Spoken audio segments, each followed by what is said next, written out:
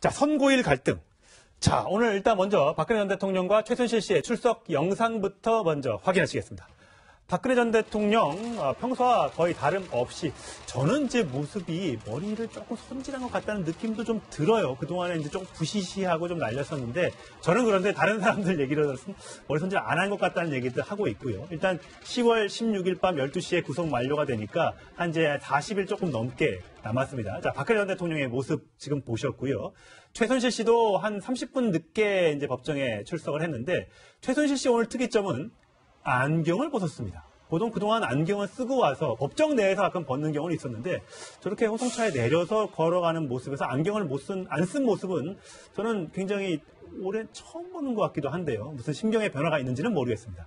자, 김창원 차장. 이 두 사람의 변호인들 간에, 그러니까 박근혜 전 대통령의 변호인과 최순실 씨의 변호인 간에 좀 이견이 있다 그런 얘기가 있던데 어떤 얘기입니까? 예, 좀 전에도 김유빈 기자 리포트에서도 좀 말씀드렸듯이 10월 17일까지가 이제 구속 만료 기간, 네. 6개월이 딱 되는 기간인데 그 전에 빨리 재판을 선고를 내리자라고 하는 쪽은 최순실 씨 쪽이고 예. 6개월 이후로 늦추자, 그러니까 10월 17일 이후로 늦추자라고 하는 게 이제 박근혜 전 대통령 측의 입장입니다. 그 예. 이유는 구속 상태에서 재판을 받는 게 아니고 일단은 6개월까지 재판이 안 내려지면 일단은 풀려나야 되잖아요. 네. 그 상태에서 재판을 받고 싶어 하는 게 이제 대통령 측의 입장이고 최순실 씨 쪽은 아무래도 지금 걸려있는 게 너무 많다 보니까 네. 빨리빨리 끝내고 싶다. 이런 입장인 것 같습니다. 네. 보통 변호인들끼리 이렇게 좀 조율을 하지 않습니까? 어쨌든 같이 재판을 받고 있고요. 바로 옆자리에 앉아서 또 재판을 하고 있으니까 변호인과에 좀 조율을 해서 이건 이렇게 인정하시고 저건 저렇게 안 하시고 이렇게는 좀 하면 서로에게 조금 유리한 쪽으로 결과가 나올 수 있지 않을까라고 보통 사람들은 생각하는데 그렇지 않은가 보죠. 왜냐하면 둘이 공범이잖아요. 예. 공범인데 이해관계가 조금 다릅니다. 그러니까 박근혜 전 대통령 아까 조금 전에 말씀하셨던 것처럼 선고일을 계속 미루려고 하는 이유는 네. 일단 불구속 상태로 재판을 받게 되면 아마도 건강상의 문제, 경호상의 문제, 재판은 한도 끝도 없이 늘어집니다. 그리고 박 전 대통령 입장에서 나중에 어쨌건 1심 판결 나오고 항소심 대법원 선고 나오면 물론 뭐 제가 박근혜 전 대통령을 사면하라는 의미가 아니라 네. 몇 년이 지나면 또 사면 논의가 나올 수밖에 없어요. 그죠? 그러니까 유죄 판결이 나와도 박근혜 전 대통령은 뭐 사실 크게 지금 입장에서는 뭐 지금 본인이 뭘 어떻게 한다고 유죄가 무죄가 될 것도 아니고 그런데 최순실 씨 입장은 좀 달라요. 유죄가 나오면 같이 사면해 주겠어요? 사면을 만약에 한다 가정이 그러니까 최순실 씨는 어떻게든 여기 살아야 돼요. 근데 지금 1심에 걸려있는 게 지금 박 전 대통령만 받는 게 아니라 학사농단도 있죠. 뭐 이곳저곳 재판을 다 받고 있거든요. 예. 거기 있는 거 나중에 다 합해서 살아야 될 텐데 지금 어떻게든 본인이 빠져나갈 방안을 지금 계속 고민하고 있는 상황이란 말이에요. 1심을 어느 정도 정리하고 항소심에서 다시 대응하겠다는 게 최순실 씨 입장입니다. 지금 이재용 부회장이 유죄 판결 나온 이상 최순실 씨나 박근혜 전 대통령은 뇌물 부분이 무죄가 나오는 건 사실상 불가능에 가까워요. 그렇다면 빨리 끝내는 게 최순실 씨 입장에서는 난 거기 때문에 그래서 지금 이 둘 사이에 갈등이 생길 수밖에 없고 또 하나는 박근혜 전 대통령은 나는 잘 모르고 최순실이 다 알아서 했어. 이 주장이잖아요. 예. 최순실이 그럼 나만 죽으라고? 이거잖아요. 예. 그러니까 이 둘 사이에서 변호인들 사이에서는 갈등이 생길 수밖에 없습니다. 그러니까 변호하는 과정에서 이경재 변호사한테 오히려 박근혜 전 대통령이 레이저를 쏘고 하는 일들이 생기는 거죠. 네.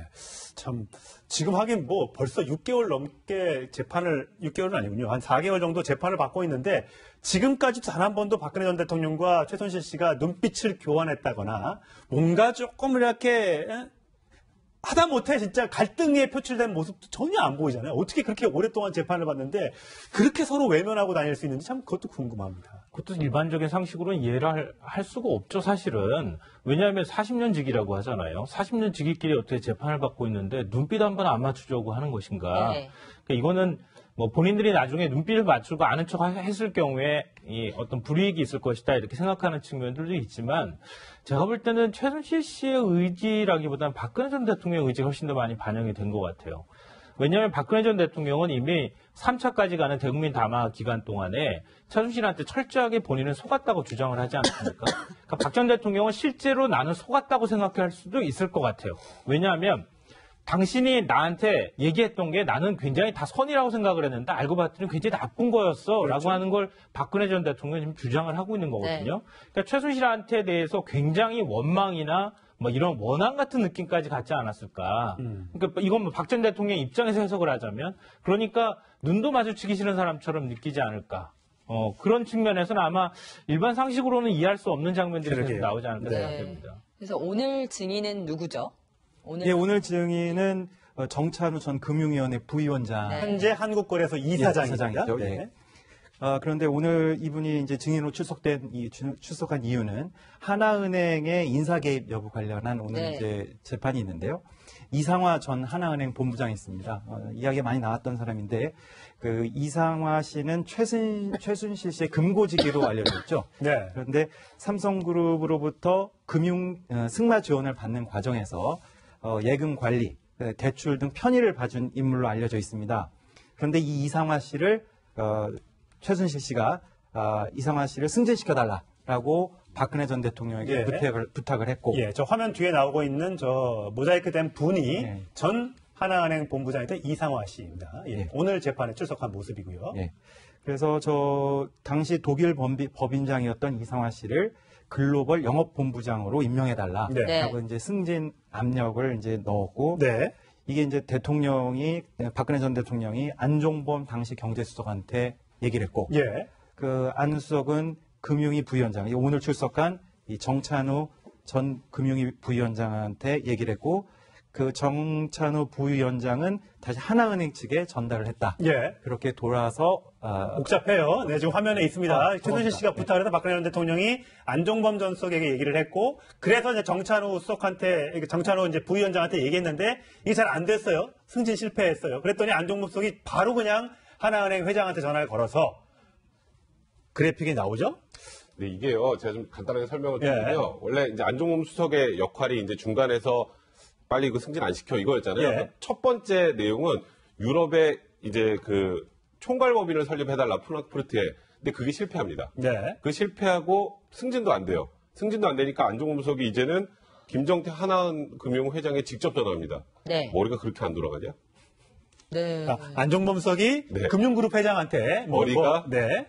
제가 이런 표현을 머리 안 돌아가냐? 이렇게 얘기를 하고 당장 승진시키세요. 무조건 빨리 하세요. 네. 라고 하고 나서 조금 전에 말씀하셨던 것처럼 승진이 이루어집니다. 그러면 여기서 이상화 이 하나은행 그 본부장이 얼마나 최순실 그리고 박근혜 전 대통령이 중요한 사람인지 단적으로 보여주는 거고 네. 그렇네요. 그래서 안종범 수석의 수첩에 이 이상화 본부장의 전화번호가 있었다라는 거. 그게 그래서 결국 박근혜 전 대통령이 삼성이 최순실에게 승마 지원한 것을 전체적으로 알 수밖에 없었다라는 증거로 활용이 됐던 겁니다. 네, 이 이상화 본부장이 얼마나 대단한 사람이었는지 국회에서 나온 얘기 들어보시겠습니다. 제가 오늘 그 KEB 한화 독일 지점장을 했던 이상화 지점장을 특검에 수사 의뢰를 했습니다. 네네. 이 이상화 지점장 아시죠? 예, 압니다. 주로 어떤 일로 연락을 했습니까? 주로 은행 업무 볼 때 연락을 하고요. 그 다음에 부동산 물건지도 그분에게 몇 건 추천받았습니다. 근데 이분은 그러니까 최순실 씨와 직접 그 서로 연락을 했던 사이였나요? 예, 직통으로 연락이 됐습니다. 물론 뭐 이상화 본부장의 얘기를 들어보면 어느 정도 도움은 있었겠지만 내 실력으로 본부장 자리에 올라갔다라고 주장을 하고 있습니다. 많은 시청자 여러분들은 그렇게 생각할지 모르겠습니다만 그래도 이게 무슨 대통령 그 수석이 전화를 걸어서 머리가 그렇게 안 돌아가냐 이거는 무슨 모욕죄에 해당되는 게 아닌가 싶어요. 네. 그러니까 이건 사실 말이 안 되죠. 근데 이상화 전 본부장이 스스로 이재용 부회장 재판에 출석을 해서 한 말이 있어요. 그러니까 본인이 독일 본부장, 그러니까 유럽 본부장으로 임명되는데 최순실 씨 계획 아래 임명이 됐다고 저는 생각한다. 이렇게 네. 얘기했어요. 그럼 지금 본부장으로 승진한 사람이 최순실 씨가 나를 승진시켜준 겁니다. 라고 얘기를 하고 있는 거랑 마찬가지거든요. 그럼 뭐 무슨 방법으로 최순실 씨가 이상화 전 본부장, 이 민간은행의 본부장까지 임명할 정도로 인사개입을 할 수 있었겠느냐는 거죠. 그럼 결국은 박근혜 전 대통령한테 얘기하고 박 전 대통령은 안종범 전 수석한테 얘기하고 그게 이제 정찬우 전 그 한국거래소 이사장, 현재 이제 이사장인데요. 그 당시 금융위 부위원장한테 얘기를 하고 그렇게 해서도 말이 안 먹히니까 김정태 그 하나금융 회장한테 다시 전화를 해서 아니 당신 그렇게도 머리 안 돌아갑니까? 승진하라는데 왜 안 합니까? 라고 얘기를 해서 결국 유럽법인 본부장까지 시키는 이런 일이 있었는데요. 그러니까 이거는 제가 볼 때는 원래 독일에 하나은행 유럽 지점이 있었는데 이거를 굳이 유럽 본부로 승격시킨 거예요. 네. 왜 승격시켰느냐? 그 사람을 그만큼 임원으로 만들어주기 그렇죠. 위해. 정결을 시켜야 그래야 거기에서 하나은행 이제 이상화 본부장이 유럽 본부장쯤 되는 지위까지 올라가게 되면은 유럽 전체를 다 자금 흐름이라든가 그렇죠. 아니면은 뭐 정유라 씨 지원하는 문제라든가 독일 법인 설립하는 문제나 본사에 일일이 그 컨펌을 받지 그렇죠. 않더라. 않더라도 이상화 본부장이 알아서 할 수 있도록 하기 위해서 버리다 보니까 결국 이런 일까지 벌어지게 된 거죠. 예. 자, 안종범 전 청와대 정책조정수석의 수첩에는 여러 얘기가 있지 않았습니까? 뭐 이상화 전 본부장의 휴대전화번호까지 있었으니까요. 근데 거기에 뭐 승마 관련 보고 보면 SS라는 그 영어 단어가 이제 알파벳이 나오는데 저게 이제 어떤 뜻으로 나온 건가요? 예, 그 안종범 수석이 그 청문회에 국회 출석하기 전에 네. 그 보좌관한테 이제 만들도록 한 문건 안에 보면 승마 관련 SS 보고라고 하는 그 부분이 있습니다. 이 SS가 과연 뭐 삼성을 의미하느냐, 네. 최순실의 이니셜을 순실, 얘기하느냐라는 이제 얘기가 있습니다만 이제 이게 궁금한 거는 그 문건 안에 이런 내용이 있습니다. 독일 전지훈련 파견을 위한 뭐 마장마술 선수 3배수로 추천 예정. 예. 그다음에 정유라 선수용 마필 58만 유로. 이런 내용이 적혀 있거든요. 근데 이제 이게 적혀 있는 이 시점이 바로 그 전날, 다음 날이죠. 그 독일에서 실제로 이 살시도를 구매한 사람한테 돈이 건너간 시점하고 이제 맞는 거예요. 예. 그러니까 실시간으로 승마 지원 보고 내용을 받았다. 이게 그랬기 때문에 박 전 대통령하고 최순실이 공모관계를 증거해주는 아주 핵심 증거로 이제 이게 쓰인 거죠.